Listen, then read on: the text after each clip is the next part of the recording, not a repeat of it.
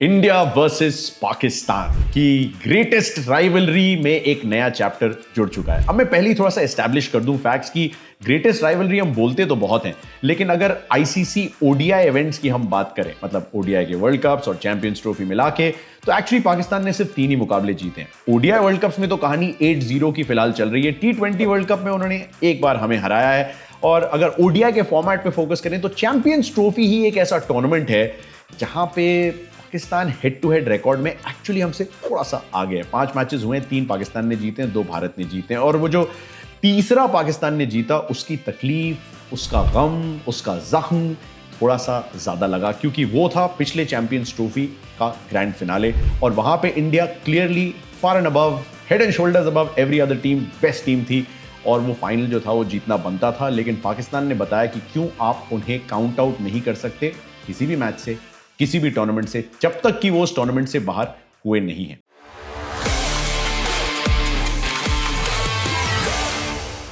ये पाकिस्तान का home tournament है। एक्चुअली 29 साल के बाद एक आईसीसी टूर्नामेंट होस्ट करने का उन्हें मौका मिला है। लेकिन विधि का विधान देखिए, या the laws of destiny, the way in which they work, कि इंडिया और पाकिस्तान की governments they are not very happy with each other. वो दोस्ती यारी उनकी नहीं बची है। हम ये डिसाइड कर लेते हैं कि अगर आईसीसी का इवेंट होगा इंडिया में तो पाकिस्तान वहां नहीं जाएगी, और अगर आईसीसी का इवेंट पाकिस्तान में होगा, जैसे कि अभी हो रहा है टेक्निकली, तो इंडिया वहां ट्रैवल नहीं करेगी। तो इंडिया में जब मैच होने वाला होगा इंडिया पाक का, तो या तो दुबई या फिर श्रीलंका और wherever else, but not in India. And same story for this Champions Trophy. तो India is not going to be in Karachi, not in Lahore, not in Rawalpindi, the other 3 venues of this Champions Trophy. The match is in Dubai. तो already India Pak की इस कहानी में एक twist तो आ चुका है। अब ये शायद आपको ऑलरेडी पता हो, this is for those who may not be aware कि ये मैच दुबई में क्यों हो रहा है। चैंपियंस ट्रॉफी तो पाकिस्तान में चल रही थी, so that's the reason. Now India Pakistan की बात जब भी आती है तो थोड़ी सी मेमोरी रिफ्रेश कर ही लेते हैं कि आपकी फेवरेट मोमेंट्स, फेवरेट मेमोरीज कौन सी हैं। I am an 80s kid, so 86 में मैंने सुना था, तो मैं तो बहुत ही छोटा था, तो मुझे तो कोई आइडिया नहीं, बट पता चला यार, चेतन शर्मा थे, उनको जावेद मियांदाद ने एक ऑस्ट्रेलेशिया कप के फाइनल में शारजा में लास्ट बॉल पे छक्का मार दिया था। चेतन शर्मा से मैं मिला हूँ और मैं हमेशा याद करता हूँ कि इस बंदे की ओडीआई वर्ल्ड कप में एक हैट्रिक भी है। लेकिन जब भी उनसे कोई मिलता है तो आई एम श्योर उनसे कहीं ना कहीं मजाक में ही सही, या थोड़ा सा कभी एक लाइटर मोमेंट में पूछ ही लेता होगा, सर वो मियांदाद ने छक्का कैसे मार दिया। मियांदाद की पहली झलक मुझे मिली 1992 के वर्ल्ड कप में, जब किरण मोरे विकेट कीपिंग कर रहे थे भारत के लिए। इनके some of you remember, comment section में मुझे बताइएगा आपकी मेमोरी में वो है कि नहीं। और जावेद मियांदाद उनसे इरिटेट हो जाते हैं because Kiran More I think पीछे से काफी बातें कर रहे हैं, और वो उछल के किरण मोरे की जो है वो खूब कॉपी करते हैं, और वो एक मोमेंट हो जाता है इंडिया पाकिस्तान के मैचेस में। So that is definitely one of them. 1996 is the first World Cup that I watched properly. Every single game, Sachin Tendulkar भगवान समान ऑलरेडी हमारे लिए हो चुके थे। वो उनका वर्ल्ड कप था और इंडिया को वो वर्ल्ड कप जीतना चाहिए था, और पाकिस्तान को हराया भी था। तो इंडिया पाकिस्तान की मेमोरी अगर याद करूं उस वर्ल्ड कप की, तो अजय जडेजा के वो छक्के, वाकार यूनिस मुझे बड़े पसंद थे यार। और वो तेज गति से आते थे, बिल्कुल जबरदस्त रिदमिक रनअप, यॉर्कर्स मारते थे, स्टंप्स को क्रैश करते थे। बट अजय जडेजा मेरे ऑल टाइम फेवरेट्स में से एक तब हो गए जब उन्होंने वाकार यूनिस को चिन्नास्वामी स्टेडियम बेंगलुरु में खूब मारा यार। और अनिल कुंबले जो कि लोकल बॉय थे बेंगलुरु में, वो उनका साथ निभा रहे थे। तो जब भी अनिल भाई स्टूडियो में आते हैं तो उनसे उस मैच की बात तो कभी ना कभी मैं कर ही लेता हूँ, भले ही वो कितने बोर हो चुके हो, पक चुके हैं। अरे ये त्यागी दिख रहा है, ये पक्का उस मैच के बारे में बात करेगा। But these are the kind of memories, the imprints that India-Pakistan matches leave you with. 1999 का वो चेन्नई का test match, Sachin Tendulkar was winning it for us, right? We should have won it. We should have won the series. 12 run से भारत चूक जाती है। चेन्नई छोड़ो, पूरे भारतवर्ष के दिल टूट जाते हैं। I was also one of the people watching. I was in boarding school, और मैं किसी तरीके से स्कूल से बचा के, हॉस्पिटल के बहाने बना के एक छोटे से टीवी स्क्रीन पे देख रहा था और प्रे कर रहा था कि मैच जीत जाए, बट हार गए। 4 साल बाद सचिन तेंदुलकर शोएब अख्तर को अपर कट मारते हैं सेंचुरियन के मैदान में। भारत पाकिस्तान को एक बार फिर से ओडीआई वर्ल्ड कप में हराती है, लेकिन सचिन तेंदुलकर का वो शॉट आइकॉनिक हो जाता है। 4 साल बाद 2007 में हम जोहानिसबर्ग में T20 का विश्व कप जीतते हैं, पाकिस्तान को फाइनल में हराते हैं। उससे पहले भी पाकिस्तान को एक बोल आउट में हराया था। ये बात अलग है कि उसके बाद बोल आउट हुआ ही नहीं, अब सुपर ओवर्स की गाथाएं शुरू हो गई हैं। लेकिन जोहानिसबर्ग का वो final, Gautam Gambhir the top scorer, Irfan Pathan with the player of the match performance, and India live the T20 world cup for the first time ever. MS Dhoni's devils shine. और बड़ा क्रूशल था वो मैच, वो क्रूशल था वो फाइनल, और क्रूशल था वो वर्ल्ड कप, बिकॉज 2007 का जो 50 ओवर वर्ल्ड कप था उसमें बड़ी मुंह की खानी पड़ी थी। और वो मैच वो वर्ल्ड कप से जिस तरीके से हम बाहर हुए थे, तो MS धोनी की टीम ने पाकिस्तान को हरा के जो उम्मीद जगाई थी इंडियन क्रिकेट को लेके, it was a pivotal moment and guess what, it came in an India Pakistan game. 2011 world cup semifinal, home world cup for India Mohali में वहाब रियाज जो है वो 5 विकेट लेते हैं। अभी हमारे साथ कल ही कमेंट्री में वो मौजूद थे, बात कर रहे थे इंडिया पाकिस्तान की, और वहाब भाई को मैं पूछ रहा था यार वो 5 विकेट, मज़ा तो बहुत आया होगा, खुश तो बहुत हुए होगे आप। उन्होंने कहा खुशी तो बहुत हुई, लेकिन जैसे ही ड्रेसिंग रूम में गए उस मैच के बाद तो भूल गए वो 5 विकेट। सिर्फ याद रहा ये कि इंडिया एक बार फिर से हमें ODI वर्ल्ड कप में हराने में सफल रही। I mean cut to 2017 straight, right. 2017 की वो चैंपियंस ट्रॉफी, हम पहले मैच में पाकिस्तान को हरा देते हैं और फाइनल में पाकिस्तान खूब तोड़फोड़ करती है यार, 300 प्लस जड़ देते हैं एंड हार्दिक पांड्या के अलावा फाइट किसी और से दिखती नहीं है and India lose badly and some bitter memories of that. But these are just the India Pakistan memories over the times gone by। आपकी फेवरेट मेमोरी कौन सी है इंडिया पाकिस्तान की, मुझे इस वीडियो में कमेंट करके प्लीज बताइएगा। मैंने तो काफी सारी शेयर की हैं, आपकी एक कोई यूनिक मेमोरी तो होगी या एक कोई ऐसी प्लेयर परफॉर्मेंस जो आपको याद आती है। आई एम श्योर उसमें विराट कोहली का वो छक्का हारिस रऊफ पे 18.5 सील्ड इन मेमोरी फॉरएवर। 18.5, हमारे विराट कोहली वैसे तो नंबर 18 है, बट 18.5 लिख देना चाहिए उनके साथ। हारिस रऊफ को जो उन्होंने डाउन द ग्राउंड छक्का मारा था, हर्षा भोगले जी की आवाज में हमने सुना था, Virat Kohli goes down the ground, Kohli goes out of the ground। Iconic moments, right? These are iconic moments। अब कहानी ये है दोस्तों कि चैंपियंस ट्रॉफी के फाइनल का बदला तो लेना ही है, लेकिन हम बदलाव के बारे में सोचेंगे। और बदलाव क्या आए हैं? 2017 के उस चैंपियंस ट्रॉफी के फाइनल को हारने के बाद भारत और पाकिस्तान के बीच 5 ODIs हुए हैं, एक्चुअली 6 हुए हैं, एक नो रिजल्ट भी था। तो पांचों के 5 जो है वो भारत जीतने में सफल रही है। Now that is where Pakistan have been found wanting once again। They turn up in ICC tournaments, no doubt about that, but they haven't turned up in a while। उनके लिए समस्या है। एक होम ICC टूर्नामेंट वो organise करते हैं लगभग 3 दशकों के बाद, और पहला मैच जो है बुरी तरीके से हारते हैं। कराची में सन्नाटा, न्यूजीलैंड 320 बनाते हैं, पाकिस्तान 260 पे सिमट जाते हैं।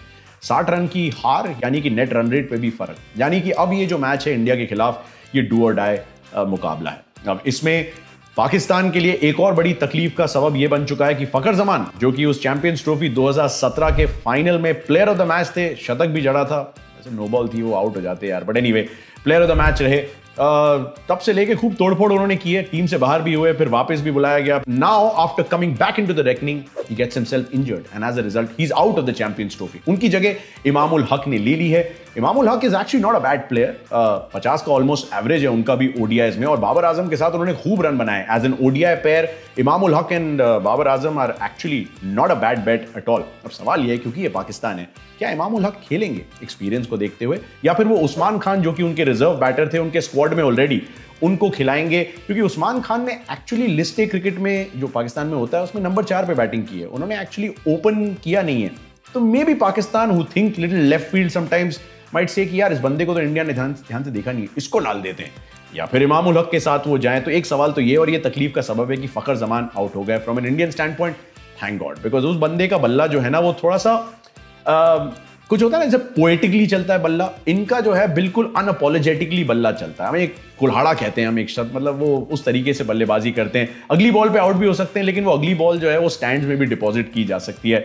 और दुबई में पाकिस्तान जो है थोड़ी सी होम कंडीशंस टाइप फील करेगी। और सवाल यही है एक्चुअली, क्योंकि ये कराची नहीं है, ये लाहौर नहीं है जहां पे वो 300 350 रन बन जाते हैं। ये दुबई की टायर्ड सर्फेसेस हैं। यहाँ पे ILT20 जो कि फ्रेंचाइज लीग है वो अभी चल रही थी, और उसमें काफ़ी सारा क्रिकेट हुआ, और उसकी वजह से पिचेस जो हैं वो बहुत धीमी हो गई हैं। भारत ने श्रीलंका का जब दौरा किया था तो ODIs में श्रीलंका ने हमें वो सीरीज़ हराई थी। अभी लास्ट ईयर की बात है, गौतम गंभीर के अंडर हम वो पहली बार इतने लगभग 3 दशकों में श्रीलंका से एक ODI सीरीज़ हारे थे। वहाँ भी बड़ी टायर्ड सी पिचेस थी, वहाँ भी 200-250 के आसपास आप बना लो, मतलब मिड 200s, और आप डिफेंड कर जाते हो अगर आपके पास काबिल स्पिनर्स हैं, जो कि भारत के पास हैं। भारत तो 5 स्पिनर्स लेके गया है, भले ही रोहित शर्मा ने कहा हो कि नहीं भैया 3 तो हमारे ऑलराउंडर हैं, बाकी सिर्फ 2 स्पिनर हैं उसमें, but that's not the point. The point is India have good spinners. The question is, will there be any dew?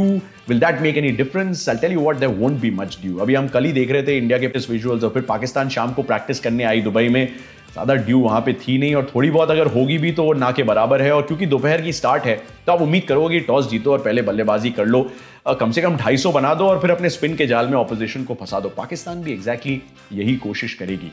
Virat Kohli और पाकिस्तान की कहानी जो है वो बहुत मशहूर है। मतलब the big man needs a big stage like that and a big opponent like that sometimes to really charge him up. और मुझे ऐसा लगता है कि ये वो मैच है जहां पे the best of Virat Kohli is finally coming. I mean plus average against Pakistan in ODIs over the years, which tells you कि यार इस बंदे को पाकिस्तान एज एन ऑपोजिशन कितनी पसंद है। आई मीन होता है ना कुछ लोग, और एक्चुअली इंडिया पाकिस्तान की एक कहानी भी है कि अगर आप पाकिस्तान के खिलाफ रन बना दें तो आप निडर कहलाते हैं। अगर आप पाकिस्तान के खिलाफ एक विनिंग कॉज में रन बनाएं और अपनी टीम को जिताएं तो आप अमर हो जाते हैं। विराट कोहली अमर हो चुके हैं पाकिस्तान के खिलाफ लगातार वो परफॉर्मेंसेस कर करके, लेकिन फिर भी दिल लालची है और चाहता है कि एक और परफॉर्मेंस आए, एक बार फिर से पाकिस्तान के खिलाफ आए, एक बार फिर से तब आए ताकि भारत सेमीफाइनल में पहुंच जाए। तो विराट कोहली के उस बल्ले की गूंज का इंतजार रहेगा। 15 रन दूर हैं 14,000 ODI रन पूरे करने से। सिर्फ Kumar Sangakkara and the greatest of all time Sachin Tendulkar के रन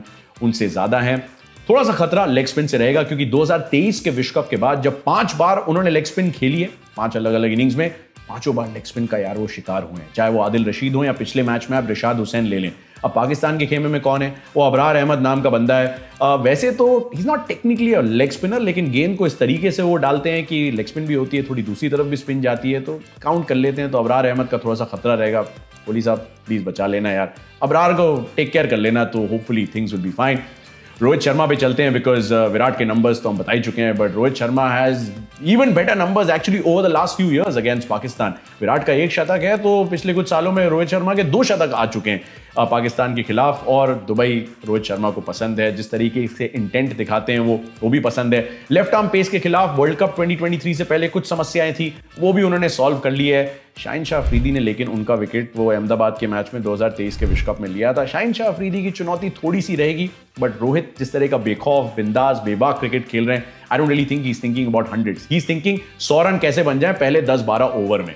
वो बन गया तो आधा प्रेशर वैसे ही चला जाता है। उस तरह की स्टार्ट्स देने की कोशिश करेंगे। If Rohit Sharma can get 100, he will complete 50 international hundreds, a huge milestone for a man who completely deserves it. I mean, ODI cricket में ये बंदा बॉस है यार। भले ही बादशाह जो है वो विराट कोहली हो, just on the sheer weight of the numbers that he's gathered, but I'd love to see a Rohit Sharma special against Pakistan because उससे थोड़ा सा दिल को सुकून आता है। राइट, ये तो विराट और रोहित की बात हो गई। मोहम्मद रिजवान है दूसरी तरफ, कप्तान है और बहुत नाराज लग रहे थे पिछले मैच में एक्चुअली अपने खिलाड़ियों से, अपने फील्ड सेटिंग से, अपने गेंदबाजों से।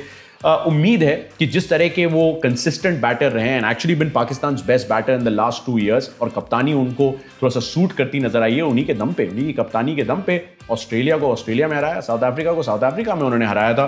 तो रिजवान पे नजर रखिएगा बिकॉज वो थोड़ा सा कठिन प्राणी हो सकता है इस तरह के मुकाबले में। बाबर आजम ने अर्धशतक तो लगाया पिछले मैच में, लेकिन उनके इंटेंट को लेके बहुत सारे सवाल उठ गए। पिछली 65 अंतर्राष्ट्रीय पारियों में एक भी शतक बाबर आजम का आया नहीं है। एक बार उन्होंने एक्स पे पोस्ट किया था जब विराट कोहली का थोड़ा सा उनकी स्टैंडर्ड्स के हिसाब से खराब दौर चल रहा था, दिस टू शैल पास। मन तो यही कर रहा है हम भी बाबर को कह दें this to shell pass, but hopefully it passes after this India game. मतलब कि 66 पारियां हो जाए, शतक ना आए और उसके बाद उन्हें जो करना है वो कर जाएं। If Pakistan lose this game and if New Zealand beat Bangladesh on the 24th, Pakistan are out of their home tournament which they're organizing for the first time in almost 30 years. तो जीतना उनके लिए एक विकल्प नहीं, आवश्यकता है। It's not an option, it's an absolute necessity. India and Pakistan always serve up some great contests. Dubai में इन्होंने हमें T20 वर्ल्ड कप में 2021 में 10 विकेट से हराया था। I am sure Pakistani fans जो हैं वो अपनी टीम को ये याद दिलाएंगे। Never count Pakistan out till the last wicket has fallen or till you've completed the last run. ये हमें प्रथा, परंपरा, इतिहास थोड़ा सा बताता है। चीज़ें थोड़ी सी इंटरेस्टिंग हो जाती हैं बिकॉज इस बार एक होम टूर्नामेंट का मैच इंडिया से खेलने के लिए पाकिस्तान ने फ्लाइट ली है कराची से दुबई।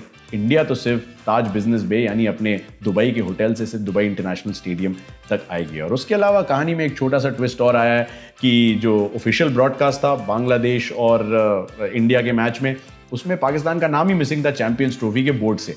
पाकिस्तान के बोर्ड को बड़ी तकलीफ हुई इस बात से और उन्होंने कहा ये कैसे हो गया। तो आईसीसी ने क्लैरिफाई किया कि ये टेक्निकल ग्लिच की वजह से हुआ है। बट ये छोटी छोटी चीज़ें जो है ना, जैसे कि अपने घर पे ना खेल पाना, जैसे कि अपने नाम को ना देखना ऑफिशियल चैंपियंस ट्रॉफी के लोगों में, ये थोड़ी थोड़ी चीज़ें इंटरेस्टिंग कर देती हैं और नमक मसाला मिर्च डाल देती हैं इस कॉन्टेस्ट में। और प्लेयर्स सोशल मीडिया पे रहते हैं, वो देखते हैं, फैन सोशल मीडिया पे रहते हैं आप जैसे और मेरे जैसे, और वही सब देखते हैं और इसीलिए जीत के अलावा और कुछ नहीं. So come on India, let's win this game. Let's get ourselves into the semi-finals. Let's avenge the loss of the final in the 2017 Champions Trophy, and let's just tell the world that अगर ICC event की बारी है ना, तो इस बार India की बारी है. Let me know in the comments below. आपका prediction, आपका top scorer, आपका top wicket taker, and apart from that, कि इंडिया और पाकिस्तान की आपकी favorite memory क्या है?